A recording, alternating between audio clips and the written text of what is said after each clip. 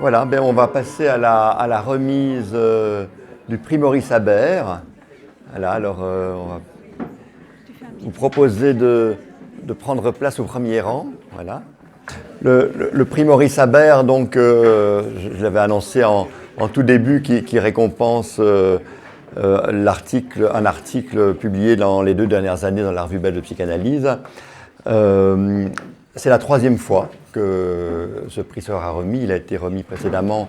La première fois, c'était à Luc Magnona, un collègue de la Société suisse, pour un travail sur ce qu'on appelle l'environnement. La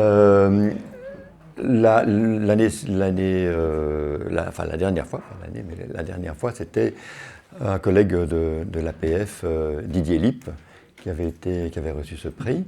Et alors, le prix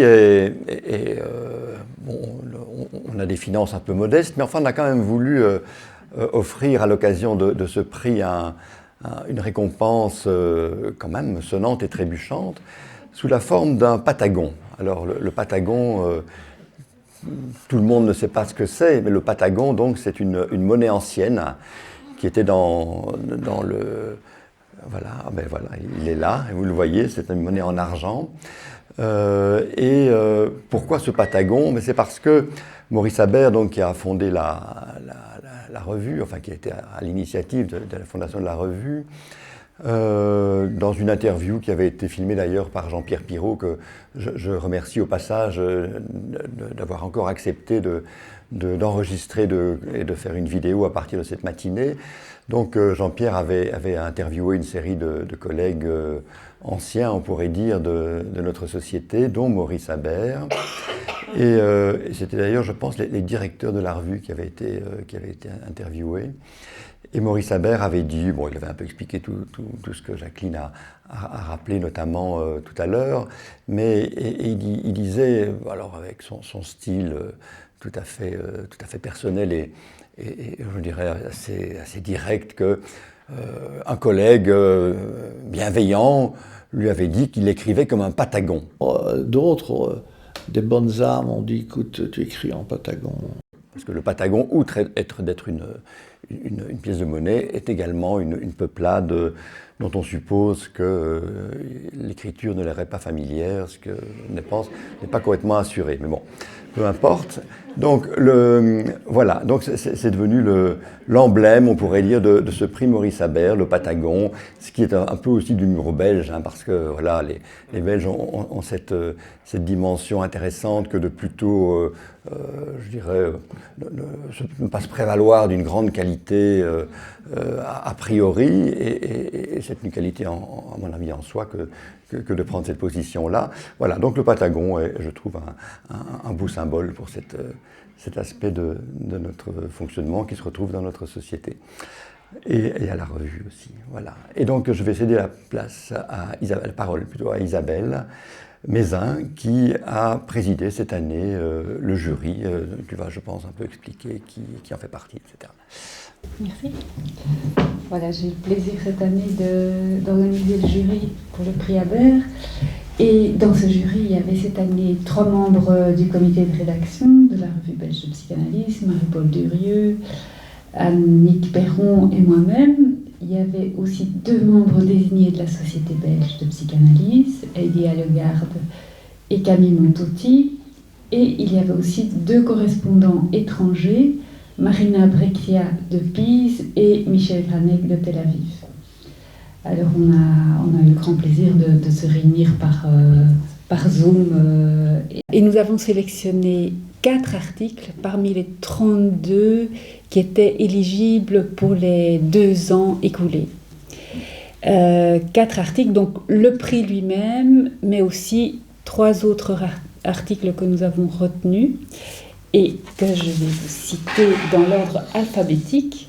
D'abord, celui de Christine Franks, intitulé « Pandémie et espace psychique, quelques réflexions psychanalytiques en temps de crise », qui est paru dans la revue numéro 76 sur des psychanalystes dans la pandémie du Covid-19.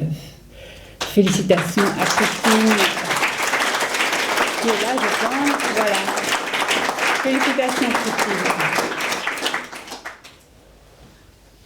Autre article sélectionné, celui de Didier Houzel de Caen, intitulé « Réalité psychique, causalité psychique » dans la revue numéro 77 sur « Au-delà du principe de réalité, le tournant de 2020 ». Voilà, félicitations à Didier Houzel.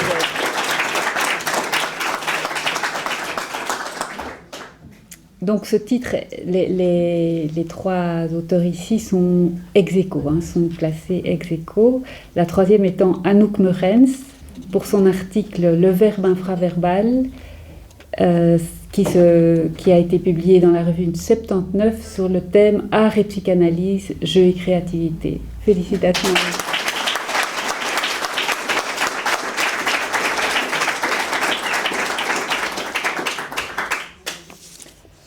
Alors, le prix lui-même a été attribué à Rudy Vermoodt pour son article « L'état d'esprit Covid », paru dans le numéro 78 sur des psychanalystes dans la pandémie du Covid-19.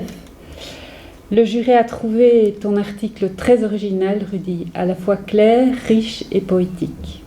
Tu y ouvres les questions que pose la pandémie sur le travail psychanalytique via Zoom et tu proposes ta manière de travailler en fonction de ce contexte, dans un setting qui va à l'encontre de ce qui est prescrit habituellement.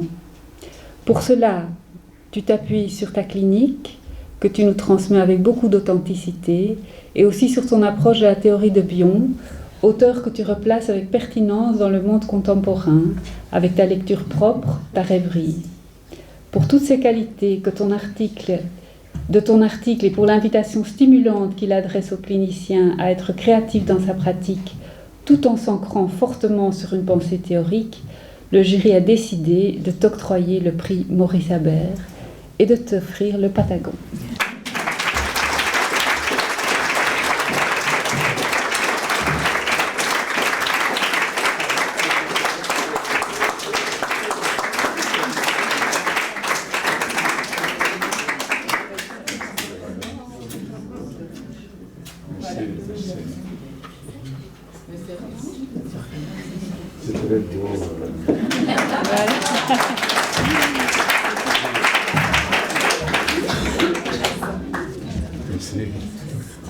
Je suis très touché.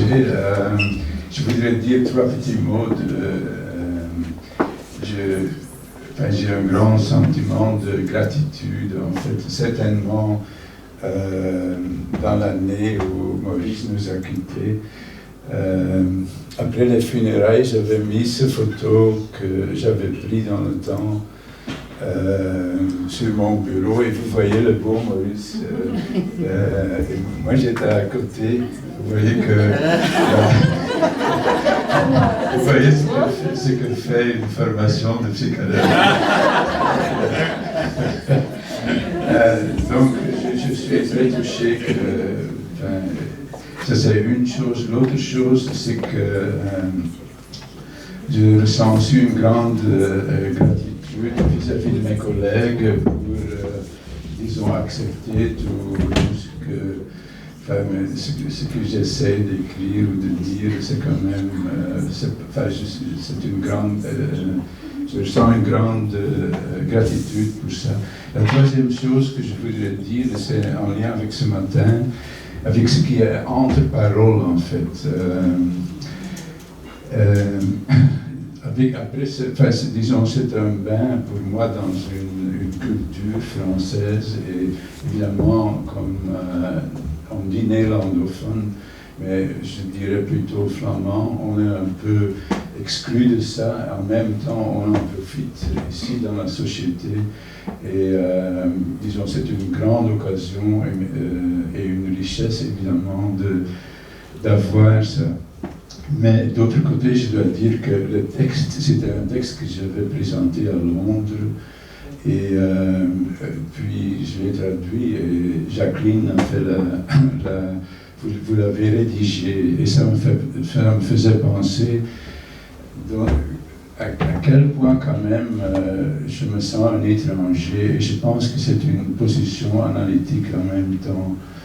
Puis c'était présent aussi dans les présentations. Mais donc à Londres, c'est pas ma langue, le français n'est pas ma langue, et on pense souvent, disons, le néerlandais, mais il n'y a rien de commun entre le flamand et le néerlandais, rien. J'ai été dans la commission de rédaction dans le temps de la revue belge-néerlandaise de psychanalyse. Nous n'avons rien de commun, même pas la langue. Vous savez, à l'école, on devait apprendre le néerlandais commun civilisé. Ça, c'était notre... le SCAF. Donc c'est vraiment pouvoir avoir cette position d'étrangeté dans la société qui nous accepte. Enfin, je ne peux pas parler pour Marc et Christine, mais c'est quand même une grande richesse et je vous remercie beaucoup. Merci.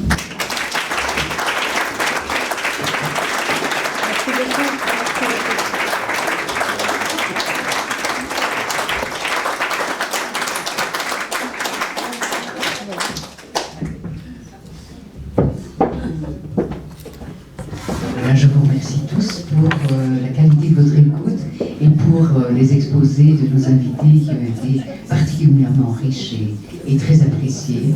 Et voilà, je vous invite maintenant à écouter encore nos musiciens et à passer ici pour prendre un petit apéro festif.